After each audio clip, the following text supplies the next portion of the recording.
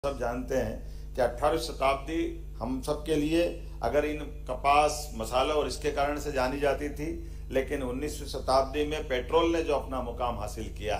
जिसके कारण से बदलते दौर में दुनिया के अंदर एक नया प्रकार का करवट लेता हुआ समाज दिखाई दिया है। लेकिन आज मैं गारंटी दे सकता हूँ 21वीं शताब्दी में नॉलेज के माध्यम से जो भूमिका पेट्रोल की थी आधुनिक समय में, वही भूमिका नॉलेज की होने वाली है। इसी आधार पर अब दुनिया हमारी तरफ भी देख रही है और बदलते दौर में खास करके हम सब जानते हैं कि आज का समय डाटा और सूचनाओं के संकलन के आधार पर है। एनालिटिक्स का जिस प्रकार का समय आया है, अब हमको उसी तरह से बढ़ने की जरूरत है और उसमें हमारे लिए